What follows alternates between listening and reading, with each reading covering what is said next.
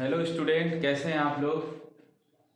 आज हम आगे का टॉपिक स्टार्ट करेंगे। अवोगाद्रो नंबर को हमने बताया था पहले, तो नंबर ऑफ मोल्स निकालने के लिए अवोगाद्रो नंबर का भी यूज़ होता है उसका। तो इस पर हम लेंगे कुछ फार्मूले जो इसके हैं, नंबर ऑफ मोल्स निकालने के फार्मूले देखेंगे और उस पर न्यूमेरिकल देखेंगे। तो चलिए फिर शुरू करते हैं, ठीक है। तो देखिए, हमने इसे पिछले प्रीवियस लेक्चर में बताया था, मोल कॉन्सेप्ट के बारे में कुछ चीजें बताई थी। और अवोगाद्रो नंबर एक कांस्टेंट होता है 6.022 इंटू 10⁻23, ठीक है ना। ये एक एंटिटी होती है, मात्रा है। 1 मोल ऑफ कार्बन एटम्स, अगर कार्बन की बात करें तो 1 मोल ऑफ कार्बन एटम है तो 6.022 इंटू 10⁻23 एटम्स ऑफ कार्बन होंगे। अगर ये मोलिक्यूल होता तो हम एटम्स की जगह मोलिक्यूल लिख देते। अगर यहाँ हाइड्रोजन का एटम होता तो यहाँ हम हाइड्रोजन एटम लिखते। तो ये सिर्फ कार्बन नहीं, यहाँ पर नाइट्रोजन एटम अगर होता तो ये संख्या यही रहती, ये नहीं बदलेगी। यहाँ पर नाइट्रोजन एटम लिख देते, एटम ऑफ नाइट्रोजन, ठीक है। तो ऐसे समझिएगा। और देखिए, ये 12 ग्राम क्यों लिया गया, क्योंकि कार्बन 6 और 12 होता है, ये मास होता है और मास को ही यहाँ लिया गया है।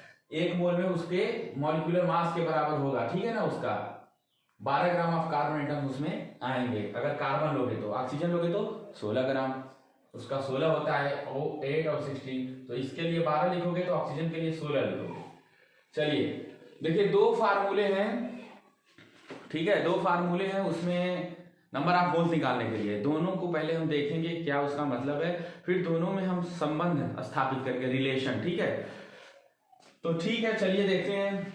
बहुत ही आसान ही है, आसान तो सब होता है। देखिए मैं बताऊं, अगर हमें एक पॉइंट का, ये देखिए 3.2 का मल्टीप्लाई हमें 2 से अगर नहीं आता है, या ये 0.2 का मल्टीप्लाई देख लिए, 2 दूना 4, 2 3 6, ठीक है।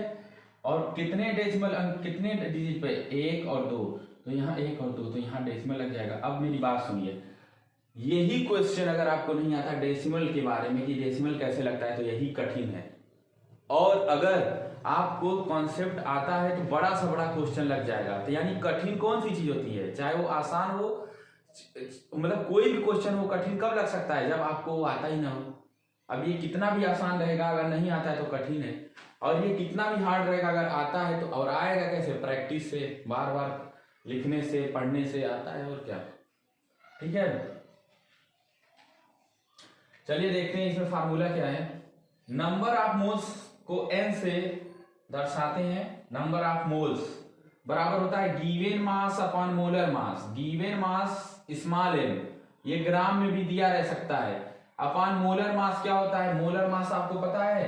देखिए हम बता रहे हैं, जैसे HNO3 का आप निकालेंगे तो इसका 1 प्लस इसका 7, तो 1 प्लस 7 बराबर 8, प्लस 16 यहाँ 48, इसका 16 होता है, 16 यहाँ 48, कितना हो गया, जरा जोड़ते हैं, कितना हो गया, 48 और 7 कितना होता है,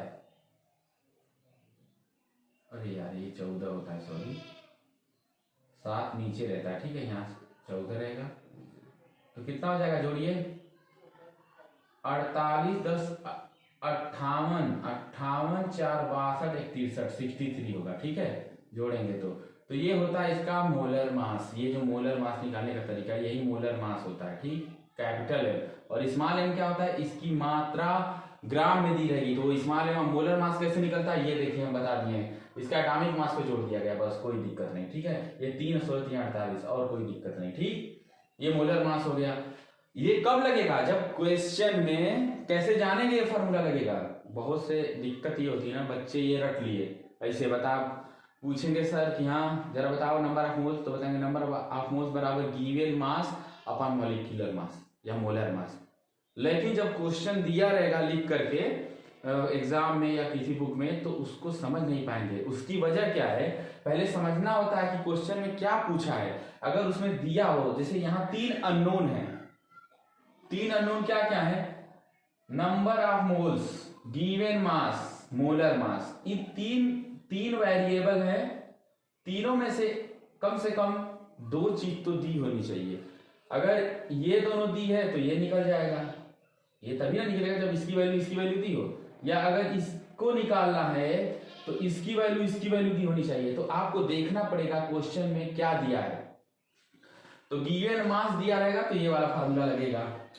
नंबर ऑफ मोल्स निकालने का दूसरा फार्मूला है गिवन नंबर ऑफ पार्टिकल अगर दिया हो, नंबर ऑफ पार्टिकल दिया हो तो ये वाला फार्मूला लगेगा। मास दिया हो तो ये वाला लगेगा, ठीक है। मास दिया हो तो ये वाला, सेकेंड वाला कब लगेगा, नंबर ऑफ पार्टिकल दिया हो। पार्टिकल अगर पूछ भी सकता है, ना दिया हो तो ये तो दोनों दिया रहेगा, ठीक है। नंबर ऑफ मोल दिया रहेगा, अवोगाद्रो नंबर, दोनों का मल्टीप्लाई कर देंगे, क्रॉस मल्टीप्लाई, तो गिवन नंबर ऑफ पार्टिकल निकल जाएगा। तो अब एक बात देखिए, इन दोनों में हम रिलेशन कैसे जान सकते हैं। ये इक्वेशन, ये पहला फार्मूला और दूसरे फार्मूला में रिलेशन कैसे पता कर सकते हैं। एक रिलेशन है, नंबर ऑफ मोल्स इधर लेफ्ट हैंड साइड भी है, नंबर ऑफ मोल्स इधर 20 का भी है, तो लेफ्ट हैंड साइड दोनों बराबर है, इसका मतलब राइट हैंड साइड को हम बराबर लिख सकते हैं। यानी इसी के बराबर ये है और सेम वही चीज नीचे लिखी इसी के बराबर ये है, तो ये दोनों भी तो आपस में बराबर होंगे। समझ रहे हैं मेरी बात, ये इसके बराबर है तो ये इसके बराबर भी होगा, ये इसके बराबर भी होगा। समझ रहे हैं मेरी बात, नंबर ऑफ मोल्स ये भी है, नंबर ऑफ मोल्स ये भी है, तो जितना राइट हैंड होगा उसका राइट हैंड भी बराबर होगा। लेफ्ट हैंड साइड बराबर है तो राइट हैंड साइड भी बराबर होगी। तो उससे देखते हैं इसको, तो देखिए इसमें क्या देखते हैं, इसको हम मिटा दे रहे हैं, ठीक है।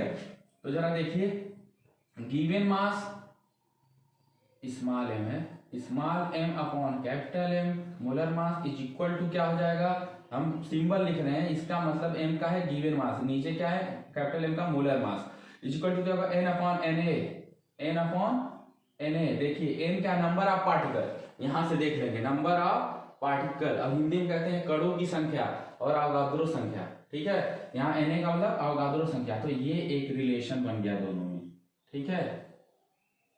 ये दोनों रिलेशन बन गया कि इनमें क्या रिलेशन है। तो इस पर भी क्वेश्चन देखेंगे, इस पर देखेंगे, इस पर, तीनों पर देखेंगे, तीन फार्मूले हो गए। इसे नोट करिए, फिर हम क्वेश्चन लिखते हैं और फिर उसको सॉल्व किया जाएगा, ठीक है।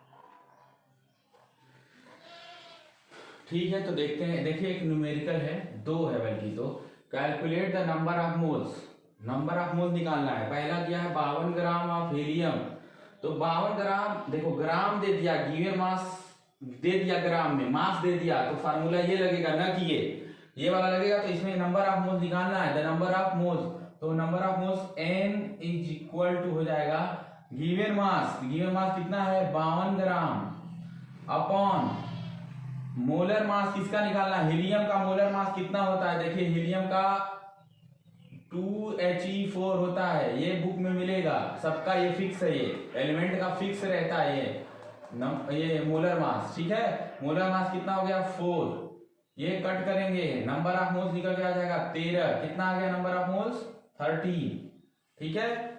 अब इस तरीके से देखेंगे 14 ग्राम में नंबर, आप ये देखिए ग्राम दे दिया तो फार्मूला यही लगेगा ग्राम वाला। यहां पर लिखेंगे नंबर ऑफ मोल्स n, ग्राम कितना 14 ग्राम, और अपॉन में n2 का मोलर मास ऑफ n2 का, तो n का पता है 7 और 14 होता है, तो 14 ये 2 है, तो 14 गुना 28 हो जाएगा। यहां पर लिखेंगे 28, 14 गुना 28, 1/2, n बराबर 1/2, ठीक है। इसे 0.5 भी लिख सकते हैं मोल, ये इतना मोल निकल के आया, देखिए कैसे आया, ठीक है। ठीक है, इसे करिए, फिर इस पर भी देखते हैं एक क्वेश्चन, फिर दोनों पर देखेंगे।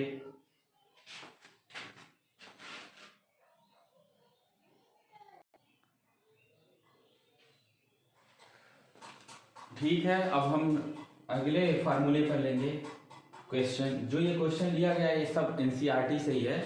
देखिए उसमें एग्जाम्पल्स है या क्वेश्चन जो भी है, लगाने का तरीका थोड़ा सा फर्क हो सकता है बुक से या हमारे, लेकिन आंसर सेम आएगा। और फार्मूला जैसे है अप्लाई कहाँ कैसे होगा ये देखिएगा। ये वाला क्वेश्चन इस फार्मूले पर लगेगा। ये कैसे जानेंगे आप, calculate the number of particle पहले दे दिया है, तो यहाँ पे तो पार्टिकल का नाम ही नहीं है पहले फार्मूले में कोई, और इस वाले फार्मूले में नंबर ऑफ पार्टिकल देखिए यहाँ पर है, इसका मतलब यही फार्मूला इसमें यूज होगा, ठीक है। और ये दोनों में रिलेशन क्या होता है, इसमें और इसमें रिलेशन अभी हम बताए थे, ये हो जाएगा नंबर ऑफ मोल्स बराबर क्या होता था, mass in gram upon molecular mass, capital M is equal to होता था n, नंबर ऑफ पार्टिकल ये n है, और Na क्या होता था अवोगाद्रो नंबर, जस्ट अभी हमने बताया था ये अवोगाद्रो नंबर है, और अवोगाद्रो नंबर की वैल्यू Na की वैल्यू होती है 6.022 गुणे 10⁻23। ठीक है, चलिए अब हम देखते हैं कि इसमें गिवन क्या क्या है, इसी फार्मूले में रखेंगे। देखिए निकालना क्या है, पहले देखिए calculate the number of particle, ये नंबर ऑफ पार्टिकल यही निकालना है, यानी ये तीनों की वैल्यू दी होगी, इसकी वैल्यू तो ये होती ही है। देखिए तो चलिए फार्मूला अप्लाई कर रहे हैं। ये आगे होगा प्रोसीड। ये मास इन ग्राम होता है, मास इन ग्राम स्मॉल एम। कितना ग्राम ऑक्सीजन मॉलिक्यूल है, 8 ग्राम, तो यहाँ लिखेंगे 8 डिवाइड में किससे है, मोलर मास, ठीक है ना, मोलर मास होता है कैपिटल एम। तो ये ऑक्सीजन का मोलर मास कितना होगा, यहाँ देखते हैं, ऑक्सीजन का होता है 8 और यहाँ 16 होता है, लेकिन 2 है मॉलिक्यूल फॉर्म में 2, तो ये हो जाएगा 16 गुणे 2 बराबर 32। कितना हो जाएगा, 32। यहाँ हो जाएगा 32, ठीक। और यहाँ पर देखिए बराबर का निशान है, और यहाँ n को तो हमको निकालना ही है, n क्या है, नंबर ऑफ पार्टिकल है, ठीक है, नंबर ऑफ पार्टिकल ध्यान से देखिएगा। और यहाँ Na क्या है, Na आओगा तो नंबर यहाँ से लिखेंगे 6.022 इंटू 10⁻23 इंटू 10⁻23, ठीक। अच्छा 8 से ये कटेगा 4 बार में, 8 चौको 32, तो ऊपर क्या बचा, 1 बचा, इसका क्रॉस मल्टीप्लाई करिए इसमें, तो ये हो जाएगा 4n इज इक्वल टू क्या हो जाएगा, इसका मल्टीप्लाई 1 में होगा 6.022 इंटू 10⁻23, और हमें तो निकालना है n नंबर, ये तो 4n है, 4 गुना निकल के आ जाएगा, इसकी वैल्यू 4 गुना हो जाएगी, तो ये दिक्कत है, हमें निकालना सिर्फ n क्या है, नंबर ऑफ पार्टिकल, तो ये इसके डिवाइड में चला जाएगा, बटे में 6.022 इंटू 10⁻23 डिवाइडेड बाई 4, ठीक है। चलिए इसको हम डिवाइड करके देखते हैं, कभी भी डिवाइड करेंगे इसको भी ऐसे ही छोड़ देंगे, पावर वाले को पावर को छेड़ेंगे नहीं, हमें इसको सॉल्व कर लेंगे, ठीक है, फ्रैक्शन खत्म हो जाएगा, इसी को सॉल्व करते हैं। ये कहाँ पर करें, इसको मिटाते हैं, ठीक है, और यहाँ पर सामने ही डिवीजन किया जाएगा 6.022, ठीक है। हालांकि आप चाहें तो इस डेसिमल को हटा सकते हैं, लेकिन नीचे ऊपर दोनों में 1000 से गुणा करना पड़ेगा, क्योंकि 1 2 3 अंक के बाद दशमलव है, तो 1000 से ऊपर गुणा 1000 से नीचे गुणा होगा, तो उससे अच्छा आप ऐसे भी कर सकते हैं, डेसिमल से भी, ऐसे भी। तो 4 से डिवाइड करिए, कितनी बार जाएगा, 4 1 जा 4, 6 में से 4 जा 2 बचा, यहाँ पर डेसिमल अब आ गया ना 4 के बाद अब डेसिमल में आने जा रहे हैं, तो आप भागफल में भी दशमलव लगा देंगे। अब यहाँ से क्या निकल जाएगा, 0, 4 5 जा 20, ठीक। अब क्या बचा यहाँ पर देखिए, ये 0 तो उतर गया था, यहाँ पर 2 बचा, 2 में तो भाग जाएगा नहीं 4 से, यहाँ 0 लगाइए तब, और उसके बाद 2, यहाँ पर 2, तो फिर 4 5 जा 20, ठीक है, और यहाँ फिर 2 आ गया, फिर से आता जाएगा, यहाँ क्वेश्चन का आंसर यहाँ इसी में हो जाएगा, ठीक है। 1.5 इंटू, आप 2 अंक तक लेंगे तो 10 टू दी पावर, ये पहले से ये हमने इतना छोड़ रखा था 10⁻23, 1.5 देखिए यहाँ से आया है, ये इसकी वैल्यू जो है 1.5, हमने 2 अंक तक, 1 अंक तक लिया है, आप चाहे पूरा ले सकते हैं, और ये बचा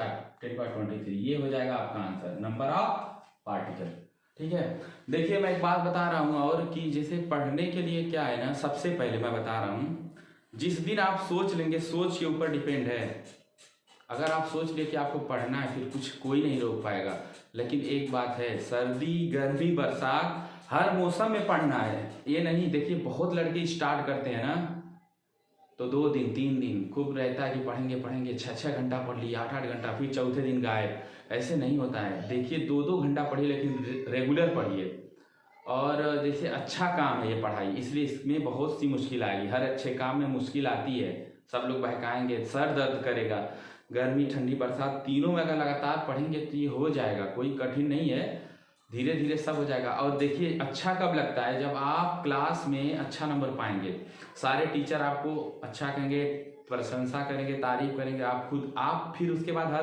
बार सोचेंगे कि अच्छा नंबर लाऊंगा, और हमेशा स्कूल जाएंगे। और जो लड़का कम नंबर पाता है, डांट सुनता है, फिर स्कूल भी नहीं जाता है, तो ये बहुत सी चीज़ें हैं। और जो लड़का पढ़ने में तेज होगा तो सारी चीज़ें उसकी धीरे धीरे सही हो जाएंगी। चलिए फिर मिलते हैं अगले लेसन, फिर अब स्टार्ट करेंगे लेसन 4 जो है उसमें पढ़ाई किया जाएगा, ठीक है। चलिए तब तक के लिए